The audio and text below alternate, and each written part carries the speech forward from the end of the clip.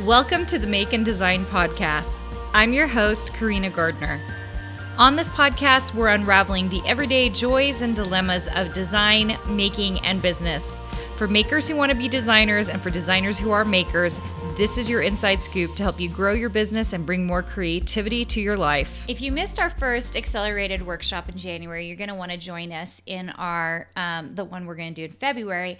I did a very, very quick rundown in that workshop about morning routines and night routines.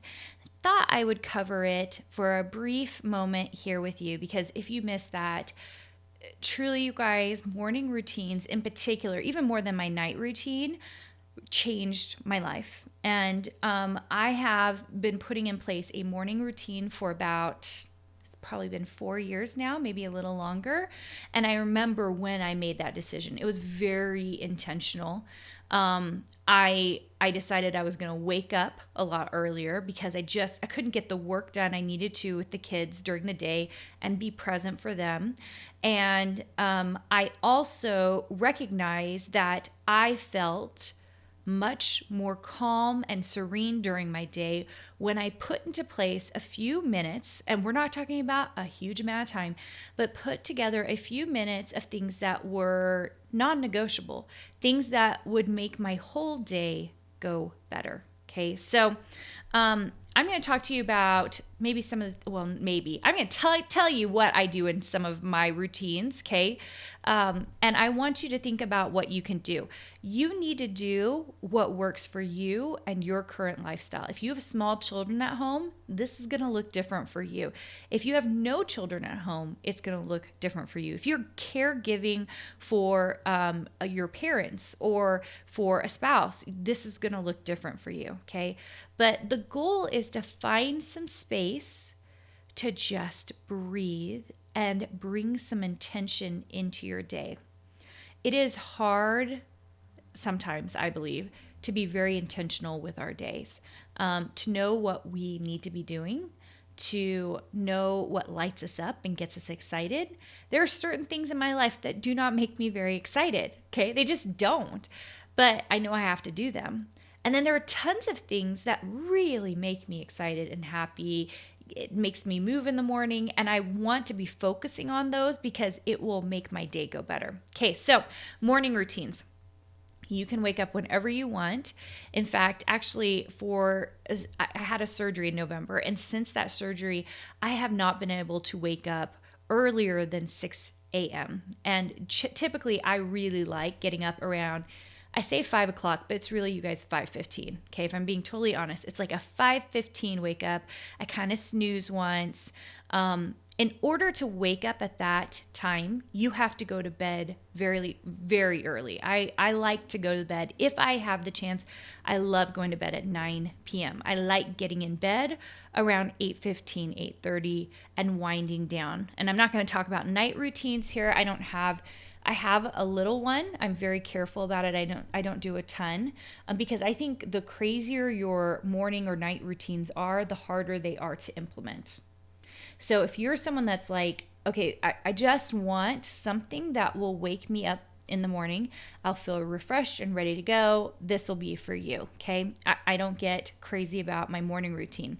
Here's the crazy thing. Once you start putting in the habits, you can add more things to your morning routine, okay?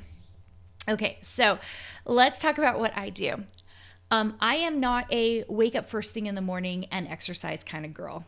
I know there are lots of people out there who love that. There are lots of people who love yoga first thing in the morning, meditation in the morning. I am not that girl. I have my own kind of meditation. So, and I wouldn't even call it a meditation. It's just basically journaling. So what I like to do is I like to get out. I have like a journal I put next to my bed. Sometimes I sit in my bed for this. Sometimes I go straight down to my office, which you're seeing me. This is exactly where I do it.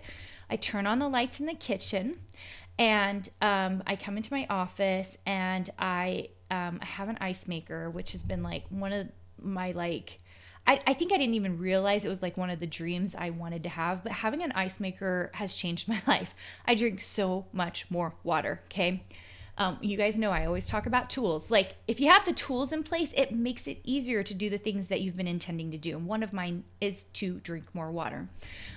So usually I'll come down, I feed the cats. We have 2 cats. And I will get ice into my cup and put water in it and come straight into my office. Or I'll sit in my bed and I don't feed the cats and do the ice maker. See how I'm like pretty flexible? I know what feels good in the moment in that morning, and I want you to have the same thing, okay? That this is flexible, okay? But the point is the thing that you do. So the first thing I do in the morning, and this has changed over the years, this is what I'm currently doing. I write down 3 pieces of gratitude from my previous day. They're very, very specific. I really like to shout out the things that really it made my life a more wonderful thing to live. At the time of recording this, it was my daughter's 18th birthday over the weekend, and all the gratitude things I wrote this morning had to do with being with her and being excited for her and just getting to be her mother. But they were very, very specific, okay? So I like very specific gratitude things. I usually only write 2 or 3, okay? So it's not crazy. It takes me 1 minute, maybe 2, okay?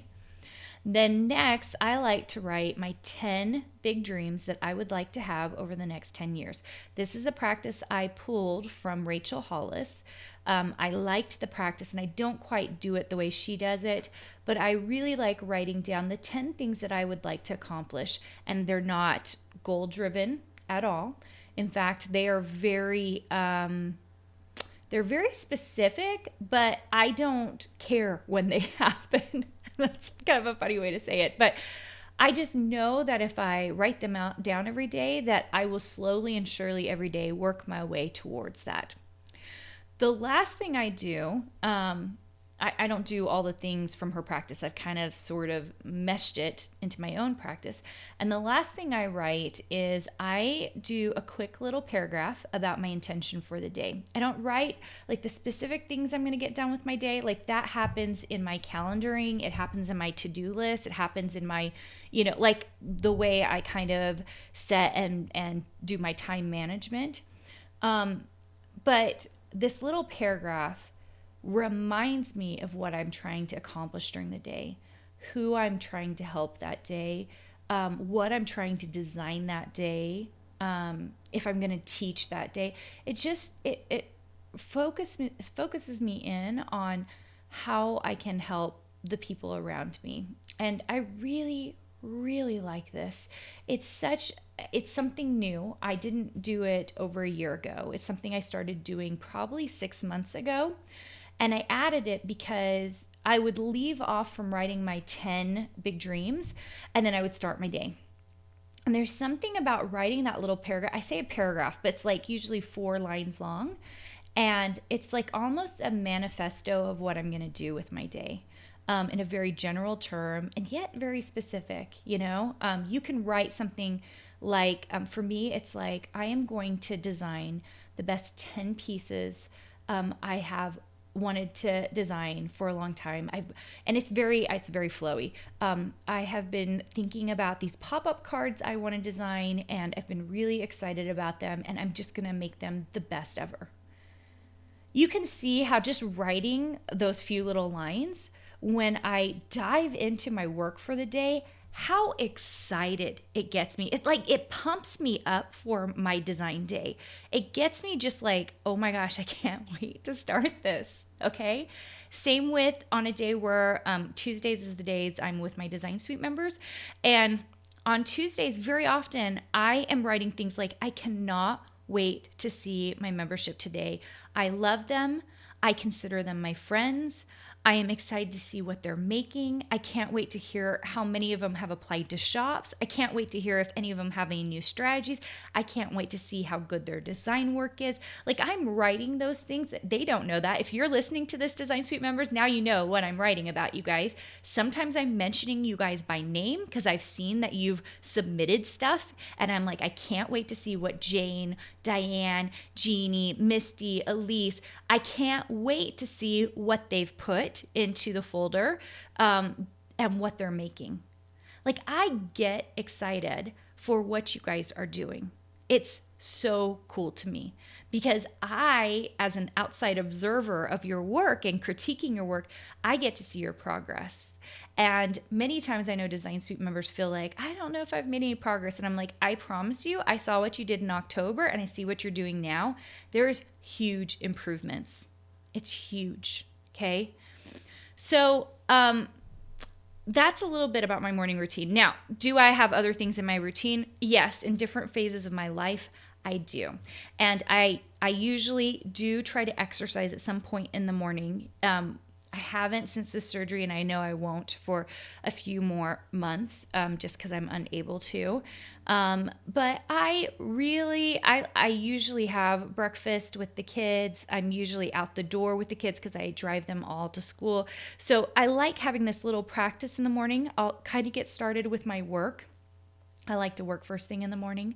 And then I'm off to school with the kids, driving them around. It takes me 2 hours to get them where they need to go. I know that sounds crazy, but we have a daughter that goes pretty far away to school, so I have to drive her far, get everybody's lunches done, and then come back. And I can jump right into my day at 9 o'clock at that point if I've started early enough and I've finished all my intentions and done the other things that I need to do, okay? But hopefully that gets you excited for a little morning routine. For me, it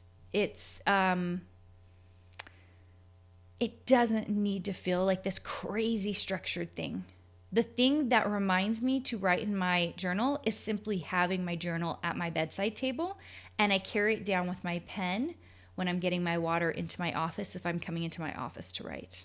So that's my little trigger. That's the thing I do every morning. And if you do something very simple like that, you will be able to create an amazing morning routine for yourself, okay? I believe you are worthy of some big dreams for yourself, some amazing dreams for yourself. And I know you believe that your children and the people, the friends around you, they're also worthy of that as well. So your job is to model it, get going with it. And the best way to remind yourself of great big dreams, great big things you want for yourself, is by writing it down every day. Just write it down every day. Because if you see it, you start to believe it. And it's huge. All right, I hope you enjoyed that. I hope that you will also put into practice some kind of morning routine that lights you up, gets you excited to wake up that day and do your day.